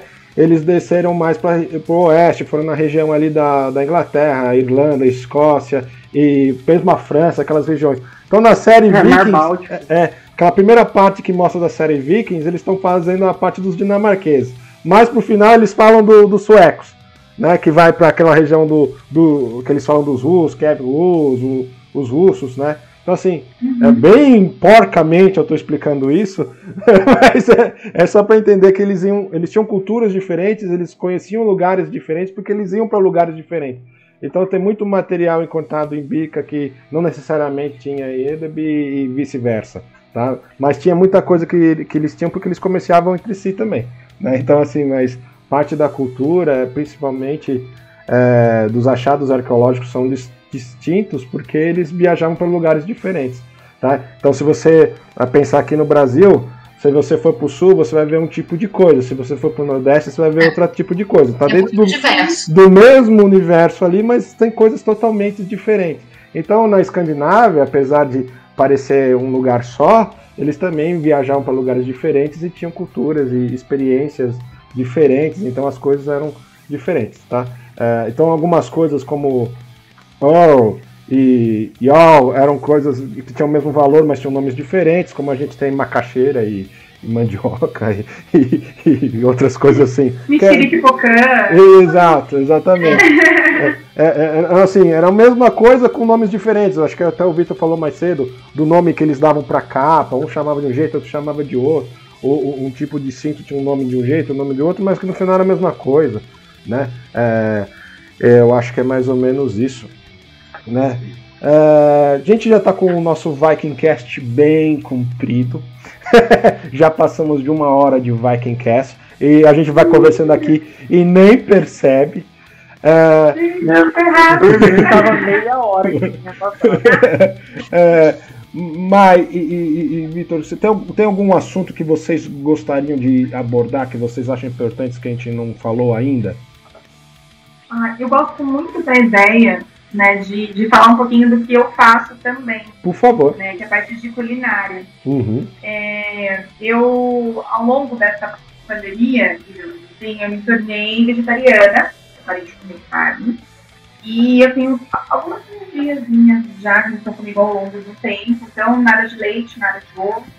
E aí eu acabei assumindo, né, um papel de buscar o que os vikings faziam, recriar essa parte da culinária, né, para públicos que vão em eventos, que são pessoas que não consomem nenhum tipo de comida proveniente de animal, vegano, vegetariano. Eu prefiro fazer comida vegana que todo mundo come. Sim. Né? Então, inclusive eu mesmo.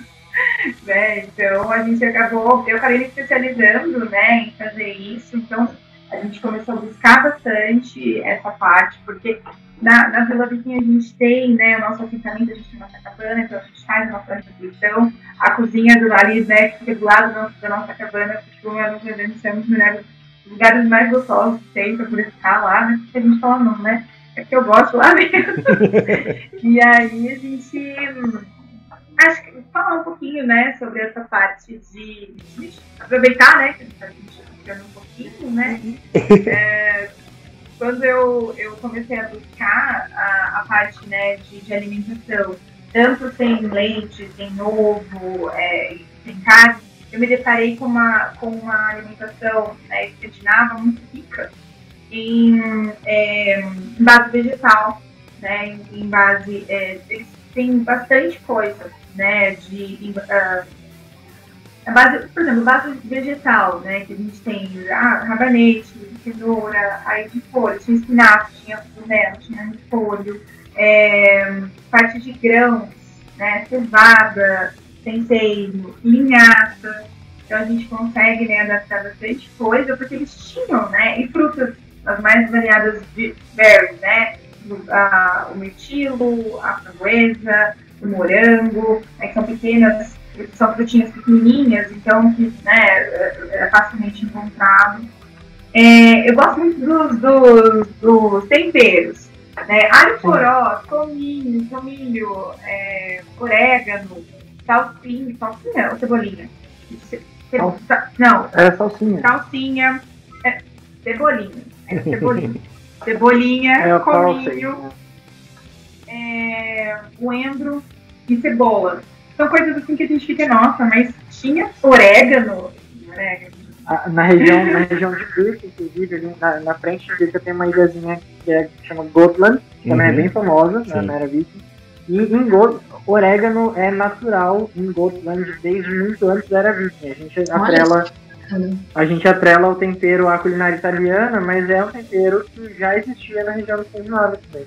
Quando a gente pensa sempre, né, na figura Viking, que é como um pedaço de cordeiro na mão, a cerveja, muita carne, né? Sempre você pensa, não, o que eles comiam? Gente, assim, também tinha os leguminosas, ervilha, né? Muito caldo, tinha muito refogado. E principalmente, acho que o que era o principal da dieta deles era peixe. Sim. O que eles consumiam de carne, o que eles consumiam de carne, né, de origem animal, era carne de caça. Porcos eram, acho que, os únicos animais que eram mais criados para consumo, né, porque isso a gente volta tudo em relação aos custos, né, do gado. Você abater o gado para consumo, hoje a gente faz isso de maneira que a gente não vê como que é o processo, a gente não sabe o valor que esse animal tem para o trabalho do dia a dia. Sim. Então eles consumiam basicamente o que era de fonte circular, fonte renovável, colocando bem entre aspas assim, e o peixe era o principal disso. Tanto que preciso só localizar esse estudo certinho, mas existe um estudo que eles consumiam tanto peixe que o ômega 3 do peixe alterou resultados de testes de DNA de carbono 14 de covas que foram encontradas. Mas, olha, existe um relato histórico de uma batalha numa determinada região. Eu vou falar bem genérico, porque eu realmente li há muito tempo esse tema e eu consigo trazer depois. Para aproveitar, né? Eu postei recentemente falando disso, tá? Eles foram datados erroneamente, eles colocaram os caras 300, 400 anos na frente e na verdade era para trás, justamente por causa disso. Por conta da quantidade de ômega 3 que alterou o teste de carbono 14 depois que foi encontrado. Então, isso mostra muito sobre como era a dieta dele.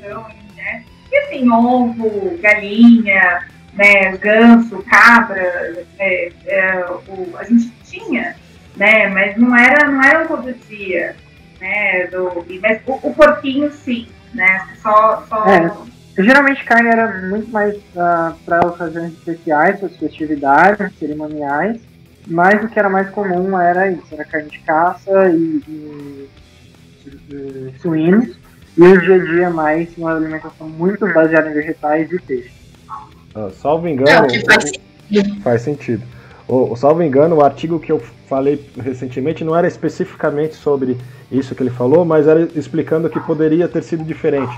Porque foi um estudo que foi realizado recentemente, que através do tártaro dos dentes, eles conseguem fazer uma datação precisa do que as pessoas, da época das pessoas e o que elas comiam e consumiam de fato, o que elas bebiam, o que elas, se elas usavam qualquer tipo de entorpecente, o que elas comiam, etc. E lá um dos exemplos foi justamente esse, porque se eles tivessem talvez feito através do tártaro dos dentes, eles não teriam errado nessa datação. Sim. Um exemplo. E eu acho que, salvo engano, foi esse post, porque você falou, eu pus isso muito recentemente, então tá na minha cabeça, né? Então, esse é outro conteúdo que tem no blog, entre outros tantos. A Mai falou de alimentação, que é importante. As frutinhas, né, eu acho que são conhecidas, eu acho que hoje eles chamam de frutas silvestres, né, que eram essas frutinhas pequenas, moranguinho, mirtilo, essas frutinhas pequenininhas, né, assim, eles comiam especialmente essas partes vegetais, um pouco de peixe, dependendo da época e da região, mais pra frente, com escassez, eles foram começar a comer lontra, por exemplo, foca. Então depende da região que eles estavam também. Então o pessoal da Islândia, tudo uma questão de Groenlândia, teve um problema problema de alimentação. Do Daniel Serra, ele fala bastante sobre, né? Nessa região aqui eles comiam isso, isso, aquilo. Naquela região lá, não, então esse panorama, né, que a gente acaba colocando, que eles comiam tudo isso, não quer dizer que todo mundo comia tudo isso só, né? Exato. Mas o pessoal de Gotland vivia na base do orégano. Uma teoria que existia, por exemplo, sobre o pessoal que vivia na Groenlândia é que eles teriam saído lá por causa de fome, né? E não necessariamente, eles encontraram esqueletos e tudo do pessoal da Groenlândia, né? Ou Gotland, como eles chamavam, né? E com a minha pronúncia é totalmente errada, imagina que fosse diferente. Não, mas Paulo, eu vou fazer uma pequena correção que Gotland e a Groenlândia não são a mesma coisa. Gotland é uma ilhazinha bem pequenininha que é tipo atravessando... Desculpa, isso, tá totalmente certo, era Greenland, que eu quis dizer. Greenland é Groenlândia. Isso. Gotland é uma ilhazinha de frente pra Suécia. Tipo São Paulo e Ilhabela. Isso, e a outra é Groenland, que eu quis dizer. Tá? Ainda bem que você me corrigiu que eu tava falando besteira mesmo, mas é Groenland, que é Groenlândia ou Greenland, depende da língua. Tá? Mas o Groenland, que era a Terra Verde, que é Greenland, que é a Groenlândia, que é isso que eu tô querendo dizer. Obrigado, Vitor, você me salvou de falar uma asneira. Gotland realmente é ali do lado da região. Groenland, eles diziam que o pessoal saiu de lá por causa de fome, não necessariamente, eles encontraram alguns esqueletos do pessoal de lá e mostraram que eles estavam, entre aspas, uns esqueletos saudáveis, então não era de falta de comida, essas coisas que eles teriam morrido, né? E encontraram muitas substâncias como o próprio ômega 3 e outras coisas relacionadas à morsa, carne de morsa. Aí é lógico que, como eu estava assistindo um documentário falando da chegada deles à América, então a teoria mais aceitável pelos pesquisadores é que eles estivessem indo um pouco mais para frente e foram para a América, para o Canadá, depois descido para os Estados Unidos, e lá era muito mais interessante do que na Groenlândia. Então eles fizeram um êxodo, né? Eles deixaram espontaneamente e foram para um lugar que era melhor. Assim, tem pesquisadores que acreditam que na América eles ficaram lá 10, 20 anos, mas existem evidências que eles ficaram 300, 400 anos lá, e não se sabe se eles voltaram, ou se eles se misturaram com o povo de lá e ficaram por lá mesmo, ou se eles foram batalhados e mortos pelos nativos, ou pelos ameríndios, né, também. Então, assim, o que aconteceu ainda fica vago, né? Inclusive, Vinland, não necessariamente ali no Canadá, eles estão levantando a hipótese que fosse mais pro sul e tal. Por conta do que eles disseram que encontraram, as videiras tal, e etc, né? Então teria que ser mais pro sul, porque na região onde fica Laux Meadows, onde eles encontraram o assentamento, mesmo naquela época era muito frio para ter uva, né? Então, para que Vinland tenha existido, tinha que ser mais pro sul um pouco, né?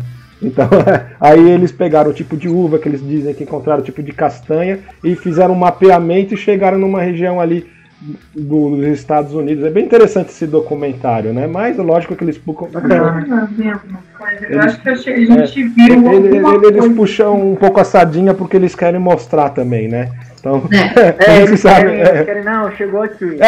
Eles querem falar que eles descobriram onde era Vinland. Então, assim, vai tudo caminhar para. Mas, assim, se você for acreditando no que ele está falando, então faz sentido também, né? Assim, eu agradeço mais uma vez o Victor por me salvar da asneira que eu estava falando. Marcela, tem alguma coisa que você queira falar? E assim, pra gente concluir, uma coisa que eu gostaria de falar, desenvolver um pouquinho mais, é sobre como o nosso recorte é de comerciante, como funcionava um pouco o sistema monetário deles. Ótimo, perfeito. Isso é importantíssimo. Uma abertura para continuar nesse tópico. O sistema monetário deles, o sistema monetário da Era Viking, já era um sistema monetário bastante desenvolvido e bastante complexo, né? Então, para a gente entender esse sistema monetário, a gente tem que olhar de uma forma ampla para a maneira com que eles viviam e esses costumes deles.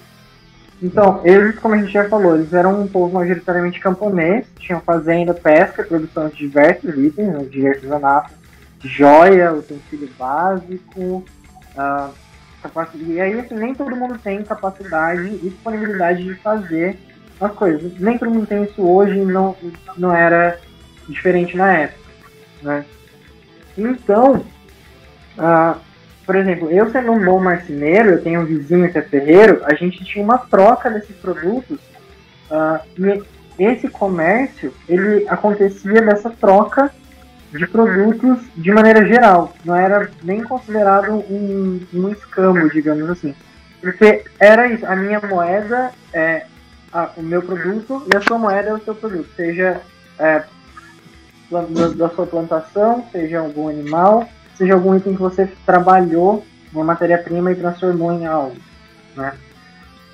Então, isso era muito legal ver como isso foi desenvolvendo e como a gente tem as influências externas deles aparecendo conforme eles vão tendo mais contato com as ilhas britânicas, né, na parte de comércio. Porque eles levavam esses materiais para vender e chegando lá, eles encontraram um sistema monetário, né, que daí é a moeda, o item mesmo que a gente conhece como moeda. Uhum. E por que eu lembrei disso? Por que eu puxei isso? Porque as moedas, elas também eram, né, assim como as contas... o principal moeda, se a gente for colocar, se tinha alguma moeda antes de ter esse contato, eram as contas de vidro. As contas de vidro tinham um valor comercial estipulado. Os Glasbind. A gente tem como estimular que um Glasbind valia cerca de 2,5 gramas de prata. E, por exemplo, na verdade a gente faz 3 gramas de prata. E aí você podia trocar, por exemplo, Glasbind por gado, por ferramentas. E isso foi sendo depois adaptado para a moeda, né, quando eles conheceram a cunhagem de moedas. Não sei dizer exatamente se os vikings passaram a cunhar moedas depois do contato com a Inglaterra, porque no leste europeu tem achados que são mais antigos do que isso, de moedas cunhadas.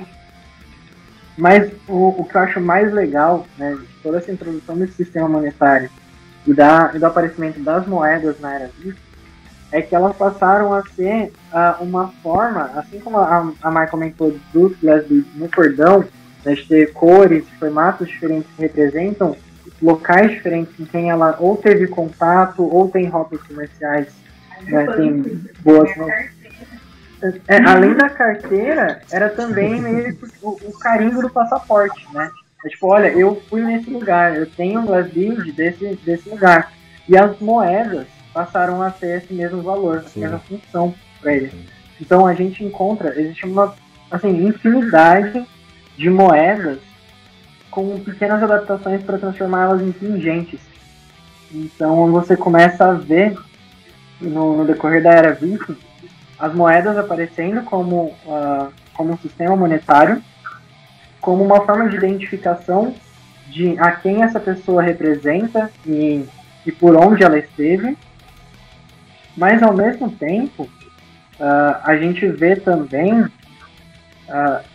que aquele sistema antigo da troca dos valores, né, do metal, do insumo, da comida, ele ainda existe, porque a gente vê moeda fragmentada propositalmente, cortada em 1/3, 1/4 de moeda, porque daí aquilo ali é um pedaço, para quem olha para aquilo e não sabe que é uma moeda, é um pedaço de metal, né? E você pesa os braceletes, cortar, saque, né, o metal, né, de você pegar e quebrar.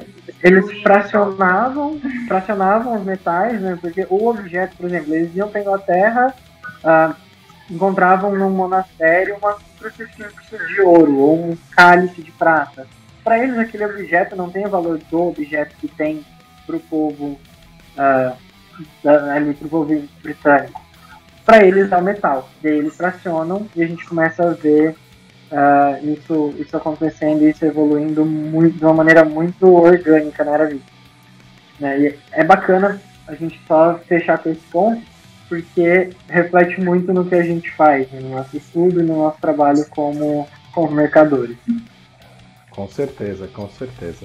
A gente tinha muito mais tópicos que nós gostaríamos de abordar, tinha muita coisa que a gente gostaria de perguntar, então fica um convite para um segundo podcast, né? Então, não sei se para essa temporada, mas para a gente fazer, tá? Marcela, você quer perguntar mais alguma coisa para eles? Quero sim. O que eu queria perguntar até para aproveitar vocês são os nossos mercadores. Como que as pessoas fazem para entrar em contato com vocês, a ter acesso ao que vocês oferecem, falar com vocês sobre o que está precisando, o que vocês recriam, como é que funciona para contactar vocês? Bem, nós dois temos perfis distintos, né? Eu tenho o meu que é do Savage Waving, o Victor tem, né, da parte dele também, e nós temos o nosso grupo, né, do Ninvindo. Então, nós como mercadores, né, a gente acaba peço, né, para poder entrar em contato, né, pela página do Ninvindo, e daí a gente, né, consegue responder. Sempre não estiver falando lá, tá falando com nós dois, então fica concentra, né, ali, né, então a gente pode colocar dessa forma. E também tem alguns aqui que estão, né, conosco, que né, as pessoas podem entrar em contato com o mercador, o artesão que fez, e aí o negócio tá aqui e a gente só faz. E aí, pra achar a gente nas redes sociais, né, o meu perfil pessoal, assim, da parte do recreacionismo é @jormundo. Eu vou mandar pro Paulo colocar na descrição, porque a pronúncia não tem nada a ver com a forma que se escreve. O da Mai Indorf. E o nosso grupo é o @Nirvindur, NYRVINDR, Nirvindur. E aí a gente coloca todos os links aí pra vocês, porque são todos nomes em Old Norse, então a pronúncia pode não estar muito correta e a forma como se escreve é bem diferente da forma que pronuncia. Poxa. Exatamente, a mesma coisa então, para vocês verem, é justamente a mesma coisa que aconteceu com a Groenlândia. Que escreveu é Groenland, é parecido com Gotland, mas não tem nada a ver um lugar com o outro. Eu fiquei, isso que eu tava falando lá, monumental. Mas tudo bem, ainda bem que ele me corrigiu a tempo, né? Uma vez eu falei uma bobagem também, que depois o o Scandia Journal lá, que teve que me corrigir no YouTube, né? Eu falei, eu fiquei lisonjeado por eles estarem assistindo. mas eu falei, puta, eles têm razão. Essa é uma outra coisa muito importante. Tudo que a gente falou aqui, a gente falou com base no nosso estudo pessoal, nas nossas referências. Essas fontes mudam, às vezes a gente tem uma informação, que essa informação, a gente sempre tenta buscar o máximo de detalhe possível da informação, mas às vezes, como aquele próprio exemplo que a gente deu, o estudo muda, o estudo revela novas informações, ou a gente erra. Então, se tiver alguma coisa que o pessoal pode ficar à vontade para comentar, para trazer para a gente, qualquer dúvida também, tem essa porta aberta nos nossos perfis para mandar pergunta, para conversar com a gente sobre qualquer tema que tiver dúvida. O que a gente não souber responder vai ser bacana para a gente pesquisar e aprender, e também para direcionar para quem a gente sabe que conhece bastante, que vai saber responder na hora. Isso, vou aproveitar o engancho que ele falou, tá? Exemplificando o que ele falou. Um dos livros mais completos que tem da era Viking em português é um que chama Vikings, tá? Depois eu ponho aqui na descrição também, tem disponível lá na livraria da Livros Vikings, livrosvikings.com.br/livrarias. Ele é de 2006, então assim, apesar de ser o livro mais completo em português, ele está bastante desfasado, porque ele está atrasado. Ele parou em 2006, houve diversas descobertas depois do livro. Eu estou falando da versão dele em português, em inglês possivelmente existem edições mais completas, mas em português ele é de 2006. Tá? É exatamente esse daí, ó. Olha que bonito. Esse neném aqui. Esse neném aí. Esse é o livro mais completo em português. Tá? Quem tá no YouTube tá vendo o neném. Tem lá no nosso... Pra quem tá no YouTube tá vendo, esse aqui é um dos meus xodós. Esse aqui, lá quando a gente começou, esse aqui foi o primeiro livro que eu comprei com relação ao tema. Eu tava andando aqui no centro de Campinas, eu passei na porta de um sebo e ele tava na vitrine. Eu nunca mais tinha visto esse livro em lugar nenhum, a não ser nesse sebo que eu comprei. E ele foi a minha primeira fonte de pesquisa, que é dessa série, né, Grandes Civilizações do Passado. Mas realmente, é isso, é um livro que tudo que é mídia impressa acaba ficando datado e fica suscetível a não acompanhar as mudanças. Exatamente. E esse livro é interessante que eu comprei ele na banca, logo que saiu, né? Nessa época eu já era louco por Vikings, foi o primeiro livro que eu comprei com vontade de ler. Até então eu comprava livro por obrigação, né? da escola e tal. E aí eu li ele uma ou duas vezes, usei ele de referência para algumas coisas dos meus livros. Até quem quiser ler lá a saga Viking Loop tem disponível no site também. E meus livros, assim, eles são ficcionais. Então, a exemplo da série, tem coisas que são reais, tem coisas que não. No primeiro livro tinha muito menos, porque quando eu escrevi era pouco conhecido, a questão do Viking não estava tão difundido quanto hoje, então eu me dei a liberdade poética de colocar algumas coisas medievais como sendo Vikings, né? E depois, no segundo livro, meio que eu corrigi isso daí, ou expliquei por que tinha lá e que não devia ter, mas assim, dentro do enredo. Mas no terceiro, essas coisas vão quase sumir e está cada vez mais fiel à era Viking, porque o conhecimento sobre a cultura, a era Viking, essas coisas, está cada vez maior, tá? Então, assim, fica chato a gente escrever coisas que não são relacionadas. O exemplo da Mai, que não usa mais a bolsa de couro, tem coisas que não cabe mais eu escrever. Então, assim, a gente vai lapidando, né? Exatamente, a gente vai corrigindo. Querendo ou não, é um estudo, a gente não pode esquecer que é uma ciência humana, né? Querendo ou não, a gente fazer esse estudo e tudo mais, e é uma ciência humana, então ela evolui, né? Não é uma matemática, não é exato, né? Quando a gente faz esse tipo de estudo, e ainda bem que não é. Então eu gostaria muito de agradecer a Maia, ao Vitor por participar do nosso podcast. Quem tiver curiosidade, assista pelo YouTube, a gente vai ter uns cortes, uns conteúdos extras além do que foi visto aqui no podcast. Eu quero agradecer a Marcela por participar conosco mais uma vez, e a Maia e o Vitor por toparem participar com a gente. Nós agradecemos muito o convite, sempre. Conta com a gente. Pode contar com a gente para qualquer coisa, que a gente... primeiro de tudo, nós somos fãs do seu trabalho, e teve essa conversa lá na Vila, admiro muito o trabalho que você faz, é um trabalho muito importante para a gente em vários aspectos. Gratidão, Nossa, gratidão pelas palavras. Parabéns. Eu que agradeço, com certeza. Valeu, Marcela, valeu, Mai, valeu, Vitor. Até a próxima. Bye, bye.